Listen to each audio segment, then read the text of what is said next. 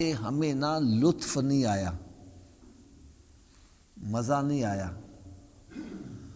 اور ہمیں آ بھی نہیں سکتا۔ اس کی وجہ کیا ہے؟ میں اس کے لیے نا ایک مثال دیا کرتا ہوں۔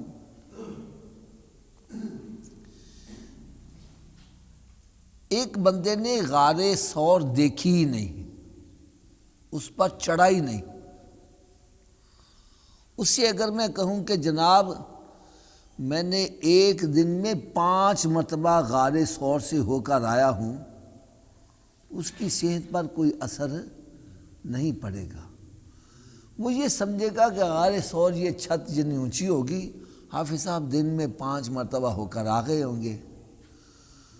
اور ایک وہ بندہ جو غار ثور سے ہو کر آیا ہے، کہ غار ثور پر چڑھنا چاہتا تھا، صبح فجر کی نماز پڑھ کے ہی جناب ہاتھ میں بوتل پکڑتا ہے پانی کی بھری ہوئی، اور وہاں چڑھنا شروع کر دیتا ہے۔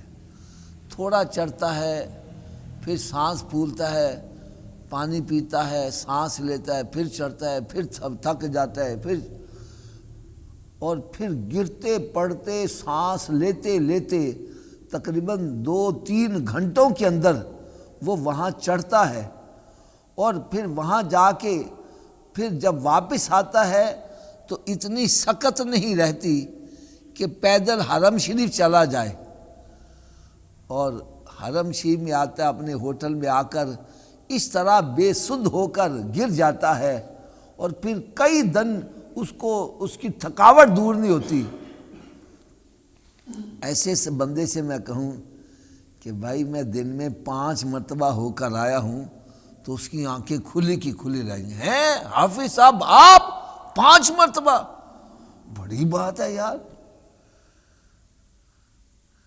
اب دیکھو یہی بات میں نے اس بندے سے کہی جو وہاں گیا ہی نہیں ہے، اس کے صحت پر کوئی اثر نہ پڑا، اور جو وہاں سے ہو کر آیا اس کی آنکھیں کھلی کی کھلی رہ گئی۔ ہیں آپ ہو کر آئے؟ تو اعلیٰ حضرت عظیم البرکت رحمت اللہ لکھتے ہیں، کس کو دیکھا یہ موسیٰ سے پوچھے کوئی۔ میرے آقا صلی اللہ علیہ وسلم نے کس کا دیدار کیا، یہ عام بندے سے مت پوچھو، وہ تو اس کا راہی ہی نہیں ہے۔ فرمایا اس کی قدر پوچھنی ہے تو موسیٰ علیہ السلام سے پوچھ کے دیکھو، جو اللہ تعالیٰ کے نبی ہے، رسول ہے، اور کلیم اللہ بھی ہیں، اللہ تعالیٰ سے ہم کلام ہونے والے۔ یعنی آپ کی یہ شان ہے کہ آپ کوہ طور پر تشریف لے جاتے تو بغیر کسی فرشتے کے ڈائریکٹ اللہ تعالیٰ سے ہم کلام ہوا کرتے تھے۔ ایک مرتبہ رب تعالیٰ کی بارگاہ میں عرض کرتے ہیں، مالک مولا میں تیرے ساتھ گفتگو کرتا ہوں، مجھے بڑا لطف آتا ہے، بڑا مزہ آتا ہے۔ اگر گفتگو کرنے میں اتنا مزہ ہے تو دیدار کرنے میں پتہ نہیں کتنا مزہ ہوگا۔ تو خواہش کا اظہار کر دیا، ربی ارنی انظر الیک، یا اللہ مجھے اپنا آپ دکھا، میں تجھے دیکھنا چاہتا ہوں۔ تو جواب آتا ہے لن ترانی، اے موسیٰ تو مجھے دیکھ، تھوڑا سا اونچی آواز سے بول۔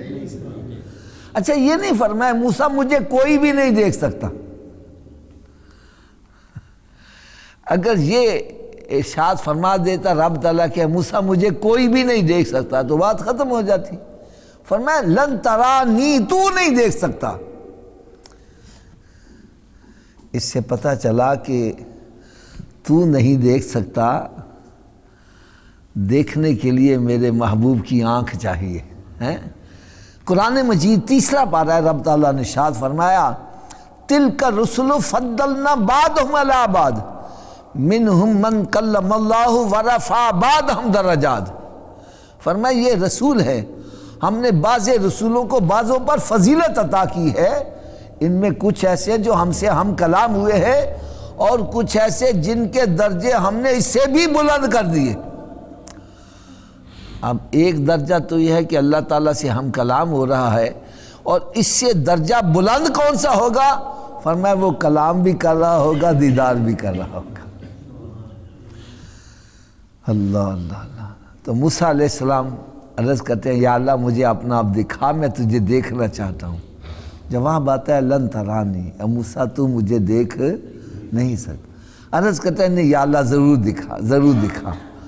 رب تعالیٰ نے ارشاد فرمایا موسیٰ پھر ایسے کرتے ہیں میں اپنے نور کی تجلی پہاڑ پر ڈالتا ہوں، فَإِنِ اسْتَقَرَّ مَكَانُهُ فَسَوْفَ تَرَانِي، اگر یہ اپنی جگہ برقرار رہ گیا تو پھر تو مجھے دیکھ لینا۔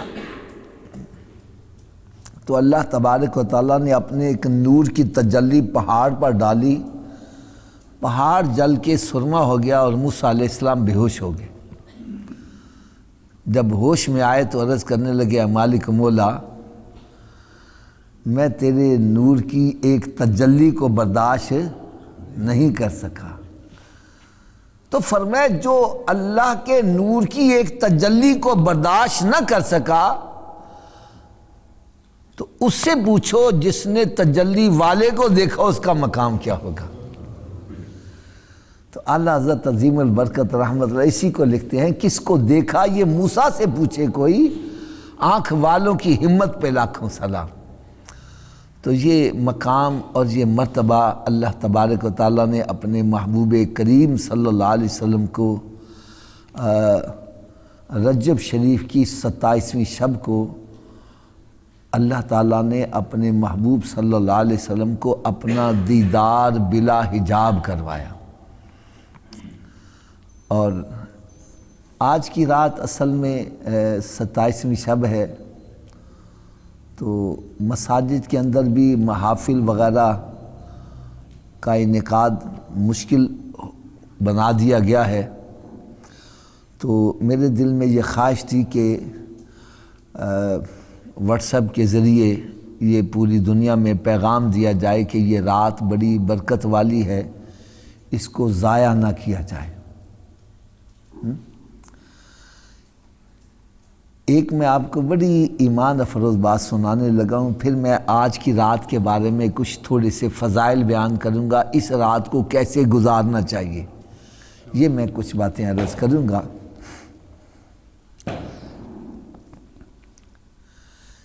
ہمارے اندر نا ایک عادت ہے، ہماری ایک خصلت ہے کہ اگر میرے پاس کوئی اچھی شے آ گئی ہے تو میں یہ چاہوں گا ایسی شے کسی اور کے پاس نہ ہو، میرا سر فخر سے بلند رہے۔ اگر میرے پاس نئی گاڑی آ گئی ہے میں یہ چاہوں گا ایسی گاڑی کسی اور کے پاس نہیں ہونی چاہیے۔ اگر میرا مکان بڑا عالی شان بن گیا ہے ایسا مکان پورے علاقے میں کسی اور کا نہیں ہونا چاہیے۔ جو مجھے عہدہ مل گیا ہے ایسا عہدہ کسی اور کے پاس نہیں ہونا چاہیے تاکہ میرا سر فخر سے بلند رہے۔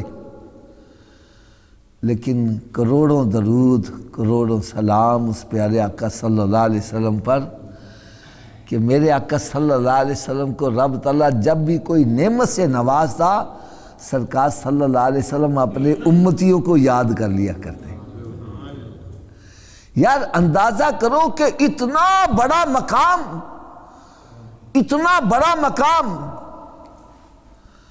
کہ رب تعالیٰ نے اپنے محبوب صلی اللہ علیہ وسلم کو معراج شریف کا معجزہ عطا کیا،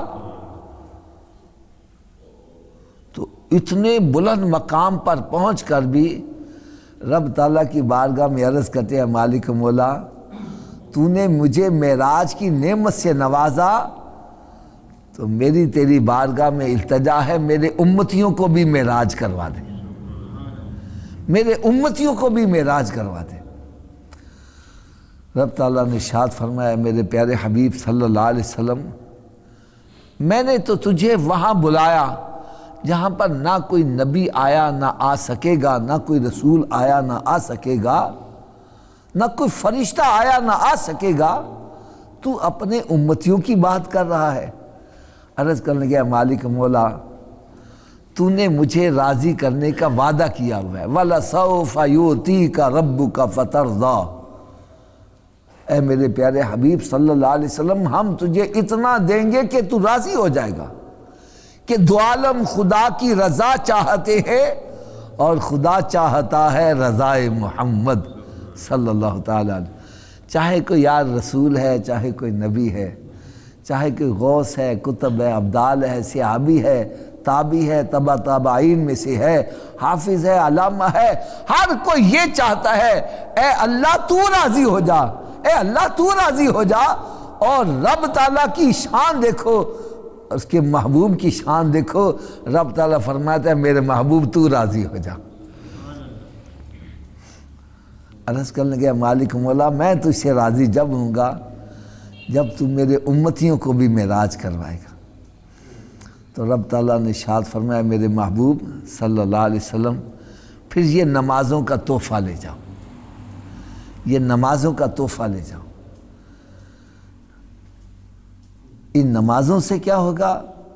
فرمایا کہ جن انوار و تجلیات سے تجھے لا مکانوں سے بھی اوپر بلا کر نوازا ہے، تیرا امتی زمین پر نماز کرے پڑے گا، انہی انوار و تجلیات سے اس کو زمین پر ہی نواز دیا جائے گا۔ اسی لیے فرمایا الصلاۃ معراج المومنین، نماز مومن کی، اور معراج میں ملاقات ہے۔ حدیث پاک میں آتا ہے نماز پڑھو اس طرح گویا تم خدا کو دیکھ رہے ہو۔ یار کوئی تو ہے جو نماز بھی پڑھ رہا ہے، رب کا دیدار بھی کر رہا ہے، اور فرمایا اگر یہ کیفیت نہیں بنتی تو یہ سمجھو کہ خدا تمہیں دیکھ رہا ہے۔ نماز حقیقت میں اللہ تعالیٰ سے ہم کلام ہونے کا ذریعہ ہے، اللہ تعالیٰ سے ملاقات کرنے کا ذریعہ ہے۔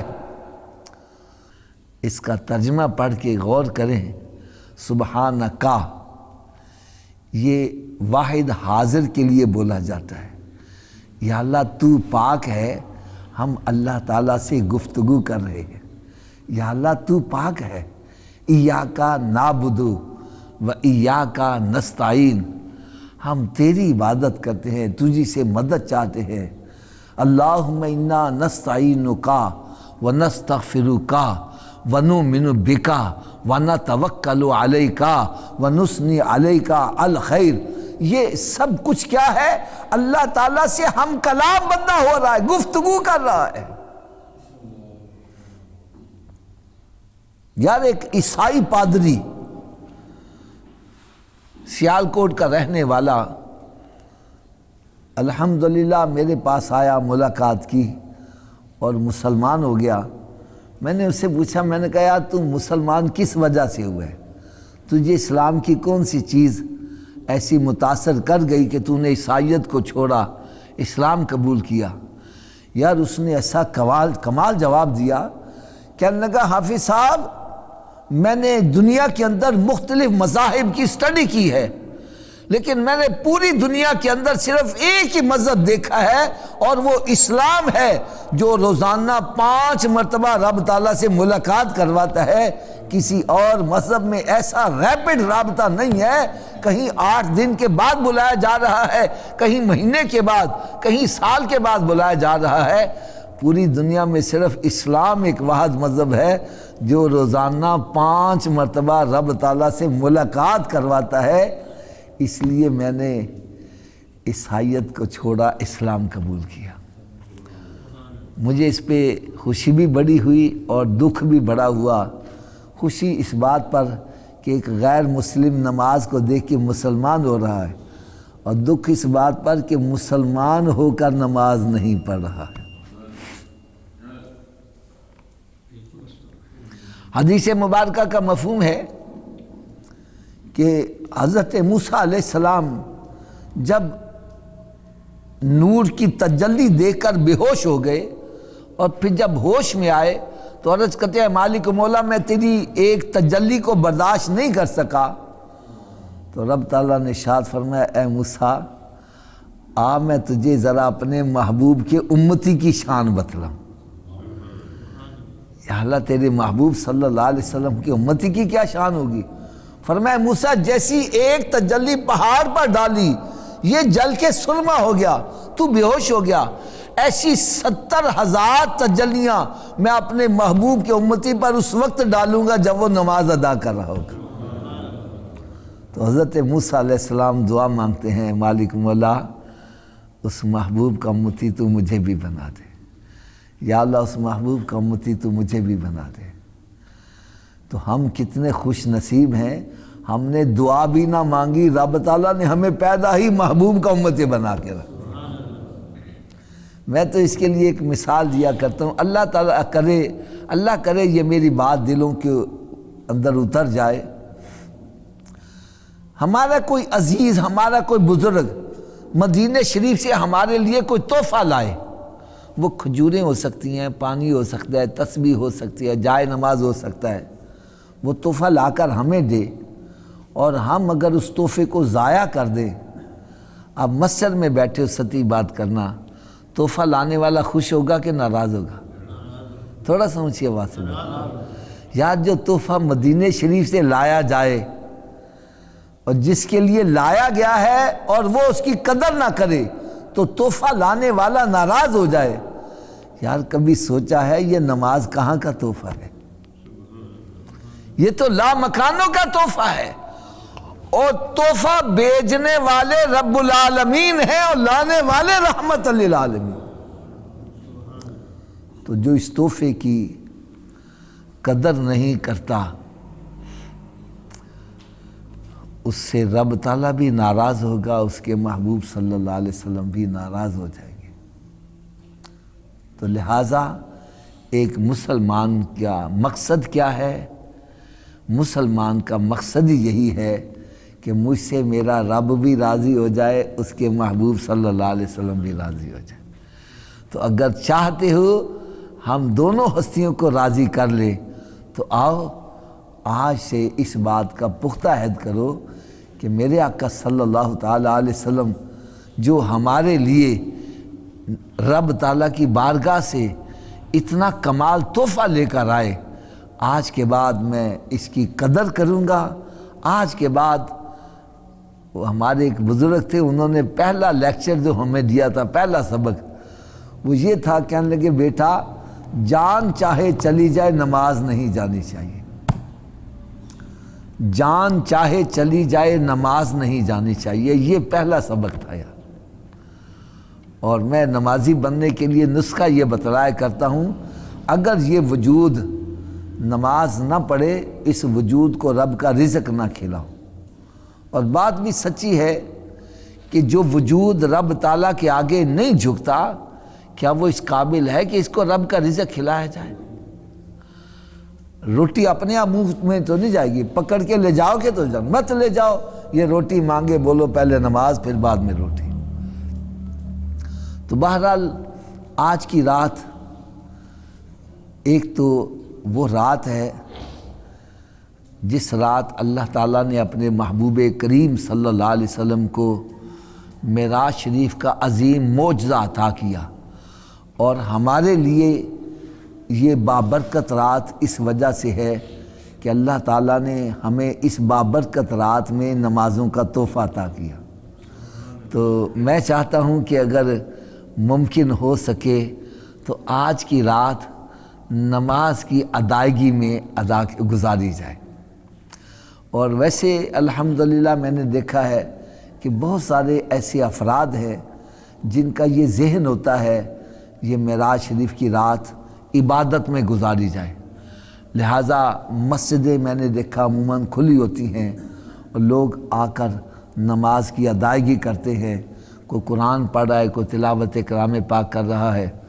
تو میں یہ سمجھتا ہوں کہ جب ہم ذہن بن جاتا ہے کہ یہ برکت والی رات ہے، اس کو عبادت میں گزارنا چاہیے، تو پھر کئی بندے آ کر پوچھتے ہیں حافظ صاحب ہمیں کون کون سے نفل پڑھنے چاہیے، ہمیں یہ رات کیسے گزارنی چاہیے؟ یہ عموماً ہر بندے کے دل میں ایک خواہش ہوتی ہے۔ تو آؤ آج میں آپ کو ایک ایسا پیارا نسخہ بتلاؤں کہ آپ کو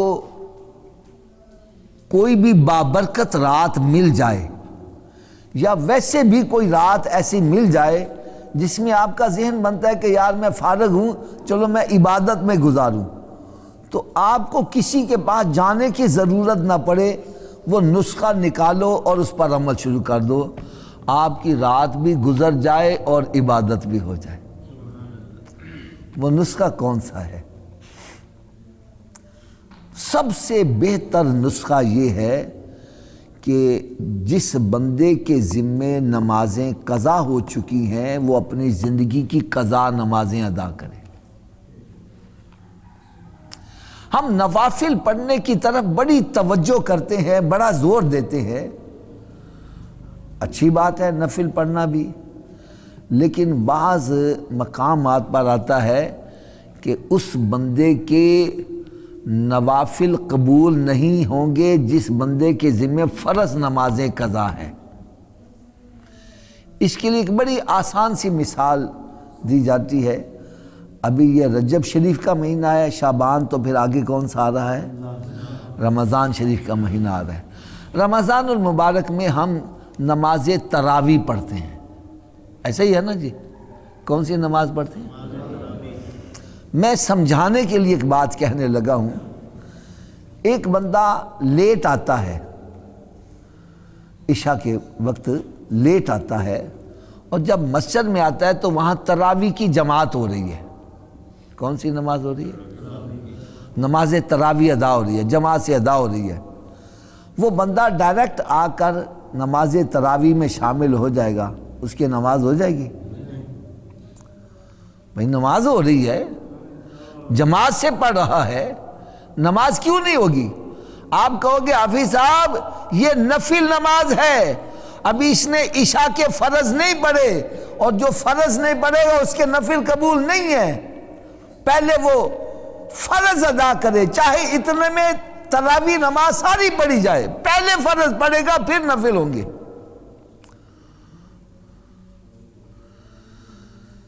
تو بالکل اسی طرح سمجھو، جس کے ذمہ فرض نمازیں ہیں وہ نفل پڑھے گا، اس کے نفل قبول نہیں ہیں۔ یا ابھی بھی سمجھ نہیں آئی تو میں اور آسان بات بتلا دوں۔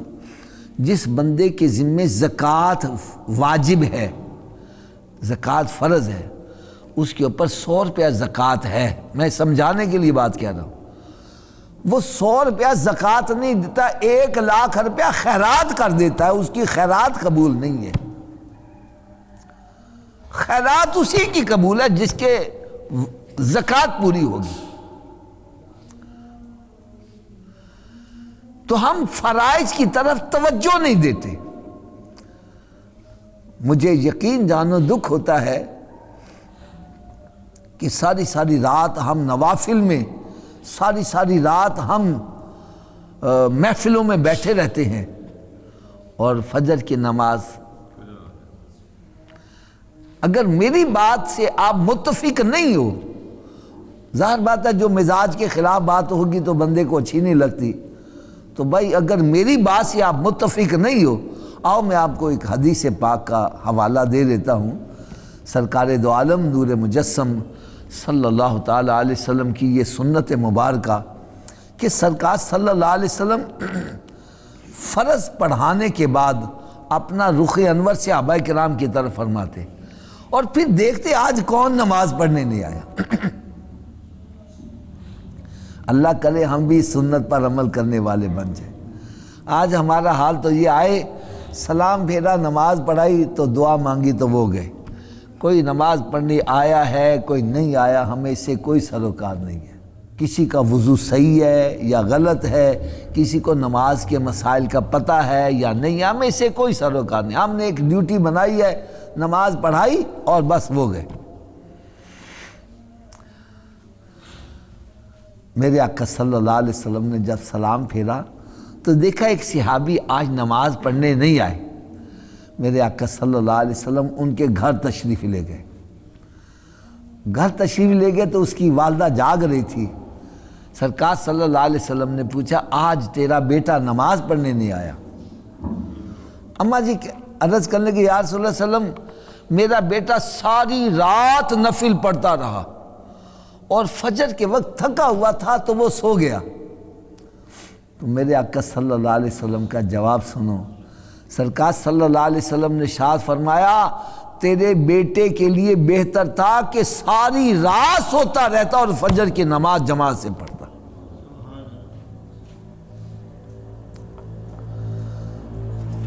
اور دوسری ایک تو میں نے یہ بتلایا نا، بعض مقامات میں آتا ہے کہ اس بندے کے نوافل قبول نہیں جس کے ذمہ فرض نماز ہے، اور دوسرے مقام پر یہ بھی آیا ہے کہ قیامت کے روز سب سے پہلا سوال بندے سے نماز کا ہوگا، اور جس کے فرائض میں کمی ہو گئی حکم ہوگا کہ اس کے نوافل بھی شامل کر لو۔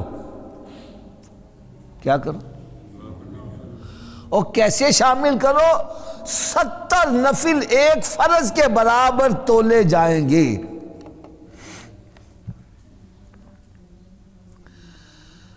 اب جس بندے کے ذمے فرائض ہیں وہ اگر اس رات 70 نفل پڑھتا ہے تو یوں سمجھے اس نے ایک فرض ادا کیا، اور اگر وہ 70 فرض ہی ادا کر لیا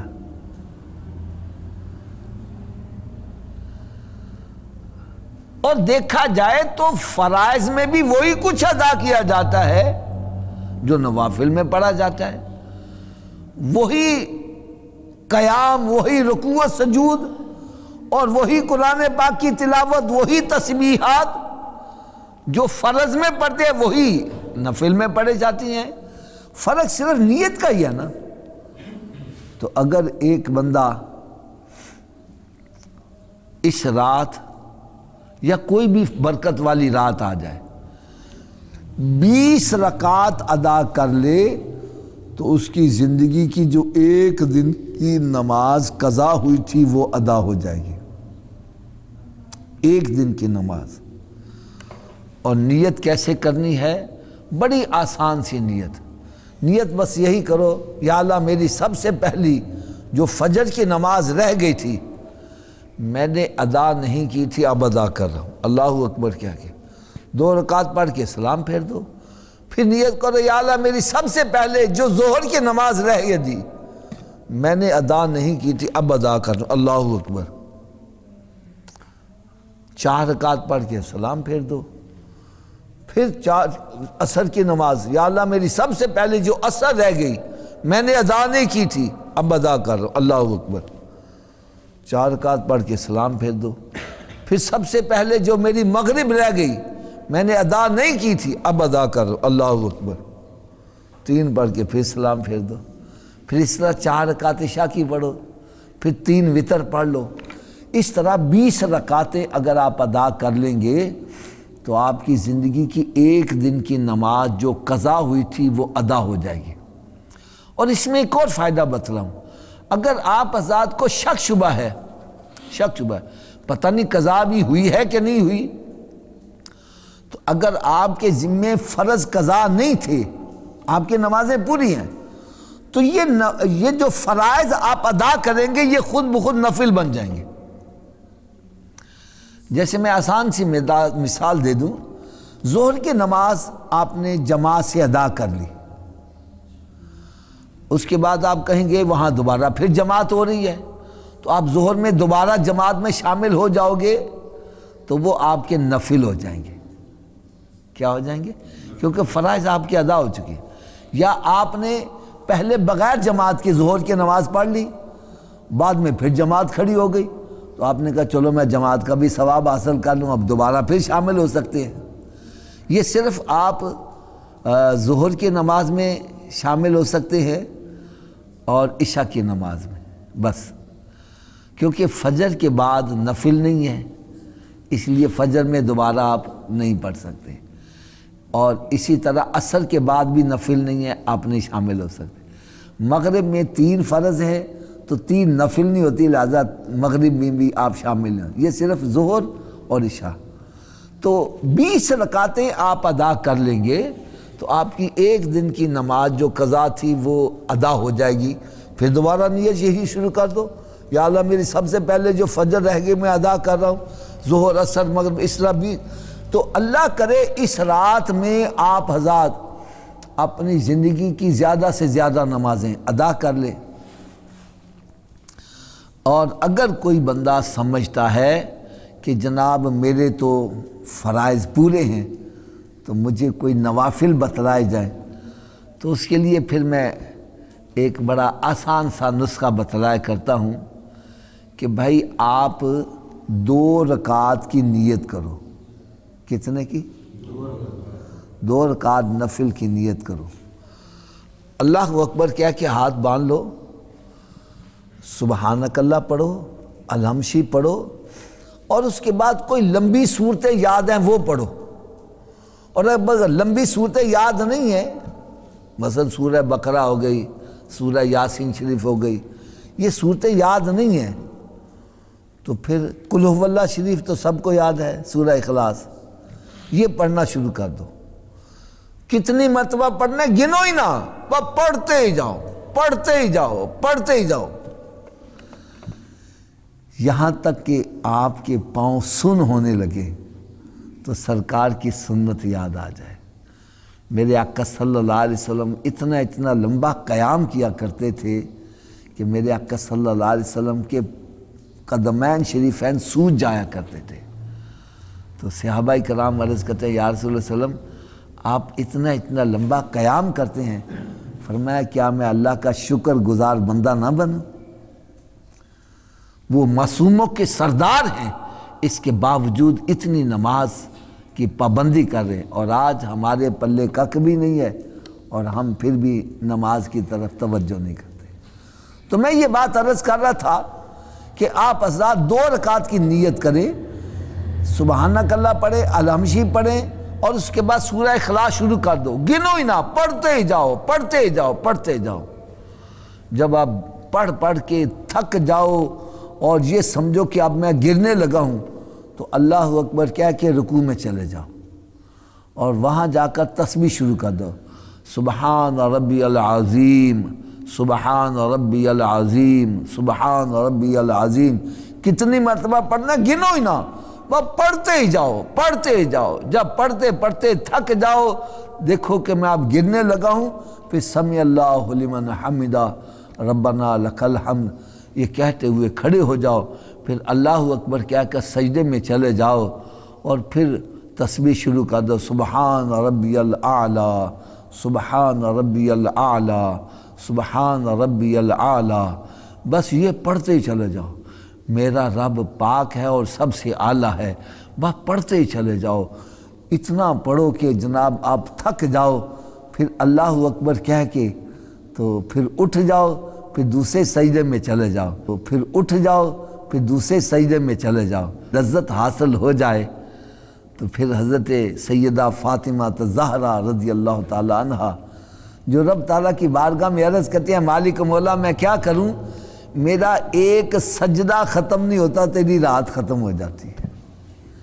جب سجدوں کی لذت آ جائے تو پھر وقت کے گزرنے کا پتہ نہیں چلتا۔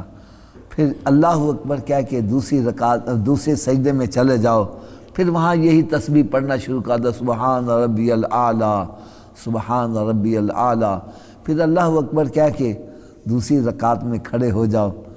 تو اللہ کرے کہ 2 رکعت میں ہی ساری رات ہماری بسر ہو جائے۔ اب صبح اٹھ کے لوگوں کو کہے کہ میں نے تو 100 نفل پڑھا، کوئی کہے جناب میں نے تو 50 پڑھے، تو آپ کو یار میں تو 2 ہی مشکل سے پڑھ سکا ہوں۔ تو ایک تو انسان کے اندر غرور، تکبر اور یہ فخر نہیں پیدا ہوگا کہ یار میں تو 2 رکعت ہی بڑی مشکل پڑھ سکا۔ تو اللہ کرے یہ ہم عمل کرنے والے بن جائیں، اور اللہ تبارک و تعالیٰ کی بارگاہ میں عاجزی اور انکساری۔ اور پھر دوسری بات یہ بھی میں عرض کروں کہ جو آج کل وبا چل رہی ہے، کرونا وائرس، اس کے حوالے سے بھی میں ایک بات عرض کر دوں، یہ رات بڑی اہم رات ہے۔ یہ رات اتنی برکت والی رات ہے، اتنی برکت والی رات ہے کہ اس کے لیے میں صرف ایک مثال عرض کروں گا۔ ایک فقیر، کیا میں نے کہا جی؟ ایک فقیر بازار کے اندر صدا لگاتا جاتا ہے، کوئی ہے سخی جو غریب کو کھانا کھلا دے، کوئی ہے سخی جو مجھے کپڑا پہنا دے، کوئی ہے سخی جو میرا فلاں کام کروا دے۔ اب وہ صدا لگاتا جا رہا ہے، سخی کی مرضی اس کو دے یا نہ دے، ایسا ہی ہے نا بابا جی؟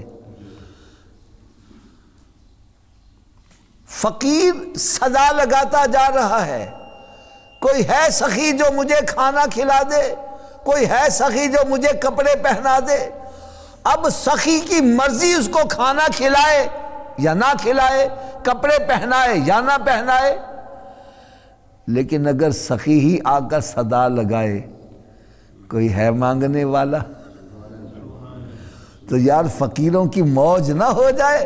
ارے آج کی رات وہ رات ہے جس رات اللہ تعالیٰ کی رحمت آسمان دنیا کی طرف متوجہ ہو کر پھر یہ صدائیں آتی ہیں، ہے کوئی مجھ سے مانگنے والا، مجھ سے مانگے میں اس کو عطا کر دوں، کوئی ہے بندہ بیمار مجھ سے دعا مانگے میں اس کو شفا عطا کر دوں، کوئی ہے بندہ تنگ دست مجھ سے دعا مانگے میں اس کو فراخی رزق عطا کر دوں۔ یعنی یہ رات وہ رات ہے جس رات سارے سخیوں کا سخی، ساری کائنات کا خالق اور مالک اس کی طرف سے خود صدائیں آئیں گی، ہے کوئی مانگنے والا میں سے مانگے میں اس کو عطا کروں۔ تو آج تو ہمارے لیے موج کی رات ہے۔ آؤ کرونا وائرس سے ڈرنے والوں، آؤ رب تعالیٰ کی بارگاہ میں جھک جاؤ، وہ مالک شفا دینے والا ہے، اور اس کے حکم کے بغیر جتنی مرضی بڑی بیماری کوئی اثر نہیں کر سکتی۔ مالک حقیقی وہی ہے، وہی خالق ہے، وہی مالک ہے۔ بیماریوں سے محفوظ رکھنے والا بھی وہی ہے، اور بیماریوں میں مبتلا کرنے والا بھی وہی ہے۔ اس کے حکم کے بغیر کچھ بھی نہیں ہو سکتا۔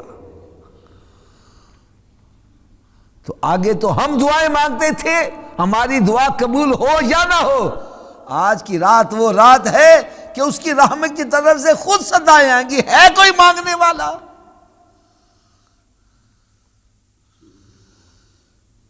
تو آؤ آج کی رات اس کی بارگاہ میں جھک جاؤ، اس کی بارگاہ میں عرض کرو، اے مالک مولا، یہ جو بھی مصیبتیں آ رہی ہیں، یعنی آپ حضرات اندازہ کرو یار، خدا کی قسم مجھے تو ان لوگوں کے اوپر خیال آتا ہے، یعنی جہاں جہاں لاک ڈاؤن ہو گئے، حضرت صاحب کئی ایسے بندے ہمارے پاکستان میں اکثریت ایسوں کی ہے جو بیچارے صبح دہاڑی کرتے ہیں، اسی سے جا کر روٹی کما کے لا کے آتے ہیں۔ کوئی جناب 2 کلو آٹا لا رہا ہے، اور جناب کوئی دال لا رہا ہے، کوئی چینی لا رہا ہے، کوئی نمک مرچ لا رہا ہے، اسی سے ان کا سلسلہ چل رہا ہے۔ اب وہ گھر میں بیٹھ جائیں گے، ان کے روزی کا سلسلہ، ویسے تو رازق اللہ تعالیٰ کی ذات ہے، وہی سب کو رزق دینے والا، لیکن میں بظاہر اسباب کی بات کرتا ہوں، بیچارے وہ کس قدر پریشان ہوتے ہوں گے۔ تو یہ مصیبت ہمارے اوپر جو آ چکی ہے، مصیبت بھی رب تعالیٰ کی طرف سے آئی ہے، اور ٹالنے والا بھی وہی ہے۔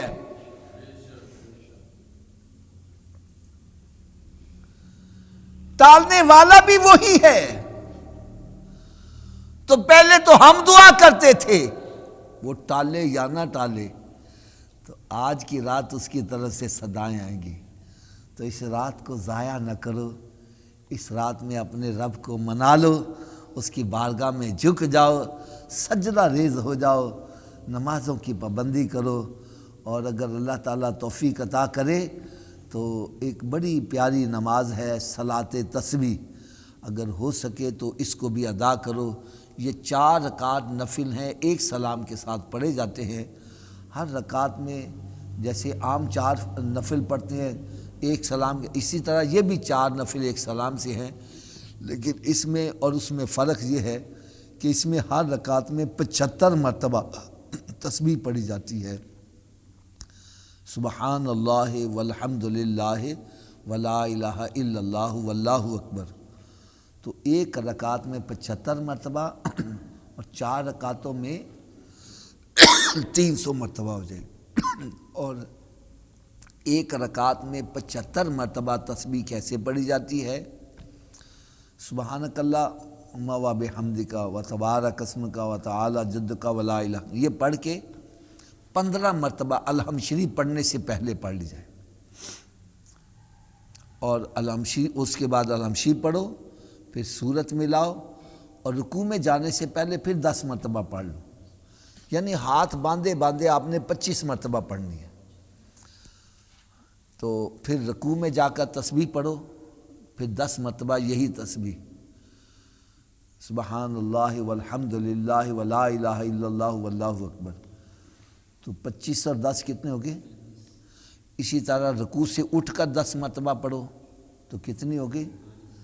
پھر سجدے میں جا کر 10 مرتبہ 55 ہوگی، پھر دونوں سجدوں کے درمیان 10 مرتبہ، یہ 65 مرتبہ، پھر دوسرے سجدے میں 10 مرتبہ، اس طرح ایک رکعت میں یہ 75 مرتبہ ہو جائے گی۔ اور میرے آقا صلی اللہ علیہ وسلم نے اپنے چچا حضرت عباس رضی اللہ تعالیٰ عنہ سے ارشاد فرمایا، اے چچا میں تجھے کوئی ایسی عبادت نہ بتلاؤں جس سے بندے کے گناہ بخشے جائیں، چاہے وہ سمندر کی جھاگ کے برابر کیوں نہ ہوں۔ عرض کرنے کے یا رسول اللہ صلی اللہ علیہ وسلم ضرور بتلائیں، تو فرمایا پھر تو روز صلاۃ تسبیح پڑھ لیا کرو۔ عرض کرنے کے یا رسول اللہ اگر کوئی روز نہ پڑھ سکے، فرمایا ہفتے میں 1 مرتبہ، اگر کوئی ہفتے میں 1 مرتبہ نہیں پڑھ سکتا تو مہینے میں 1 مرتبہ پڑھ لے، مہینے میں 1 مرتبہ نہیں پڑھ سکتا تو سال میں 1 مرتبہ پڑھ لے۔ فرمایا جو سال میں بھی 1 مرتبہ نہیں پڑھ سکتا، زندگی میں بھی 1 مرتبہ پڑھ لے گا، رب تعالیٰ پھر بھی اس کی بخشش فرما دے گا۔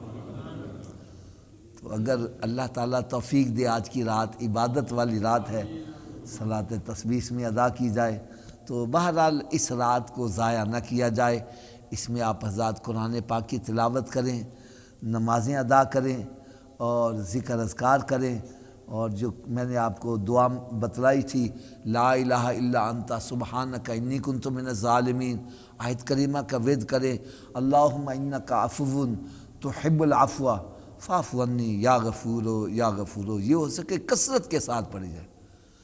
اے مالک مولا، اس کا ترجمہ یہ بنے، اے مالک مولا تو معاف کرنے والا ہے اور معاف کرنے کو پسند بھی کرتا ہے، محبت بھی کرتا ہے، معاف کرنا پسند بھی کرتا ہے، تو میں تیری بارگاہ میں معافی طلب کرتا ہوں، مجھے تو معاف کر دے۔ ہو سکے یہ دعا پڑھو، اگر یہ بھی یاد نہیں ہے تو اتنا کثرت کے ساتھ پڑھو، استغفر اللہ ربی استغفر اللہ ربی استغفر اللہ ربی، اے میرے رب مجھے معاف کر دے، اے میرے رب مجھے معاف کر دے۔ اتنا تو میرا سب کو یاد ہو جائے، استغفر اللہ ربی، اے میرے رب مجھے معاف کر دے، اے رب مجھے معاف کر دے۔ اور قرآن مجید میں رب تعالیٰ نے ارشاد فرمایا وما اصابکم من مصیبت فبما کسبت ایدیکم ویعفو عن کثیر، کہ بندے کے اوپر جو بھی مصیبت آتی ہے اس کے اعمال کی وجہ سے آتی ہے، حالانکہ ہم بہت ساری معاف کر دیتے ہیں تو ہمارے گناہ معاف ہو جائیں، ہماری مصیبتیں خود بخود ہی دور ہو جائیں۔ اللہ تعالیٰ سے میں دعا کرتا ہوں اللہ تبارک و تعالیٰ ہم سب کو اس رات کی برکتیں عطا فرمائے، اس رات کی برکتیں لوٹنے کی توفیق عطا فرمائے، اور اللہ تبارک و تعالیٰ مسلمانوں کے اوپر اور عالم اسلام پر جو اس وقت مصیبت آئی ہے، اللہ تعالیٰ اس مصیبت کو ٹال دے، اور اللہ تبارک و تعالیٰ سب کو صحت اور تندرستی عطا فرمائے، اپنی حفظ و امان میں رکھے۔ وما علیہ الا البلاغ۔ ہاں اگر ممکن ہو سکے تو صبح کا روزہ بھی رکھیں، اس کی بھی بہت زیادہ فضیلت آئی ہے۔ رجب شریف کا تو ایک روزہ رکھ لو، اس کی بہت زیادہ فضیلت ہے۔ تو اگر کوئی رجب میں روزہ نہیں رکھ سکا تو چلو کل 27ویں رات دن کا مطلب آج رات 27ویں شب ہے، رات کو عبادت کرو، دن کو روزہ رکھو، اس کی بہت زیادہ فضیلت ہے۔ تو اگر اللہ تعالیٰ توفیق دے یہ بھی روزہ رکھے۔ اور اس کے علاوہ میں آپ کو بتلاؤں کہ حدیث پاک میں جو فجر کی نماز باجماعت ادا کرتا ہے اور پھر وہ کسی سے گفتگو نہیں کرتا، بیٹھا عبادت میں مشغول رہتا ہے یہاں تک کہ سورج نکل آئے، سورج نکل آئے اچھی طرح، سورج نکلنے کے 20 منٹ بعد وہ 2 رکعت نفل پڑھتا ہے تو رب تعالیٰ اس کو مقبول حج اور مقبول عمرے کا ثواب عطا فرمائے گا۔ تو ابھی نوافل کا ٹائم ہو گیا، اگر آپ حضرات ہو سکے تو 2 نفل، 2 اشراق کے پڑھ لو، 2 چاشت کے پڑھ لو، تو اللہ تبارک و تعالیٰ اس کے صدقے ہماری بخشش فرما دے۔